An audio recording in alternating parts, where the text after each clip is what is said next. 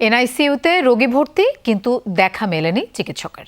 সব রোগী সরকারি হাসপাতাল থেকে ভাগিয়ে আনা হয়েছে। এমন নানা অনিয়মে বন্ধ করে দেয়া হলো রাজধানীর কলেজ গেটের টিজি হাসপাতাল। পাশাপাশি বন্ধ করে দেয়া হয়েছে যমুনা জেনারেল হাসপাতালের আইসিইউ ও এনআইসিইউ। সকালে মুক্তিযোদ্ধা টাওয়ারে 5টি বেসরকারি হাসপাতালে অভিযান চালায় স্বাস্থ্য অধিদপ্তর। ক্লিংকার বেশি থাকলে সিমেন্ট বেশি খাঁটি। আনোয়ার সিমেন্ট। হাসপাতালের নাম ট্রাস্ট সেন্টার, যা পরিচিত টিজি নামে। তবে ট্রাস্ট বা বিশ্বাস করার মতো কিছুই নেই এখানে। ওয়ার্ড বা কেবিনে নেই কোনো রোগী, খালি পড়ে আছে অপারেশন থিয়েটার। শুধু এনআইসিইউতে ভর্তি 4 শিশু। নেই কোনো চিকিৎসক, রোগীর ব্যবস্থাপত্রেও নেই চিকিৎসকের স্বাক্ষর। এছাড়া আরও নানা অনিয়ম পান স্বাস্থ্য অধিদপ্তরের কর্মকর্তারা। ডাক্তার কই? ডাক্তার নিচে গেছে খাওয়া দাওয়া করতে।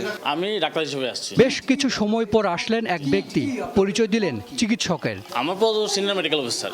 কোথায় ছিলেন? এর আগে আমি বিভিন্ন জায়গায় ছিলাম, বিভিন্ন প্রাইভেট হাসপাতালে ছিলাম।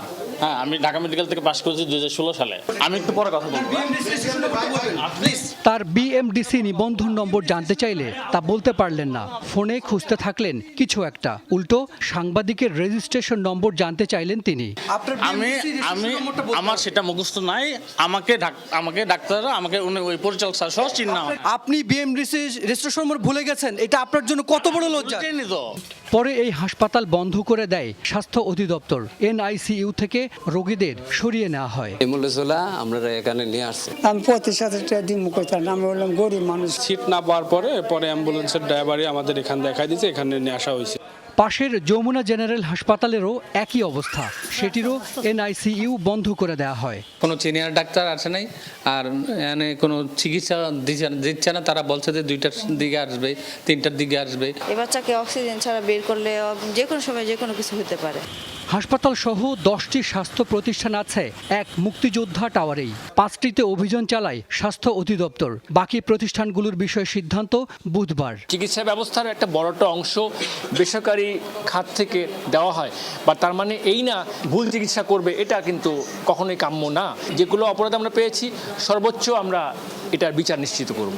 এদিকে সচিবালয়ের স্বাস্থ্যমন্ত্রী জানিয়েছেন, মানহীন প্রতিষ্ঠানের বিষয়ে কঠোর অবস্থানে সরকার। আজকে থেকে আমাদের ডাইরেক্টর হসপিটাল বাকি সমস্ত ক্লিনিকগুলিতে ভিজিট করবে, তাদের লাইসেন্সগুলি চেক করবে, এক্সিস্টিং ডাক্তার আছে কিনা, সমস্ত যা যা থাকার দরকার এগুলি চেক করে, যেগুলি না পাবো আমরা লাইসেন্স বাতিল করে দেব।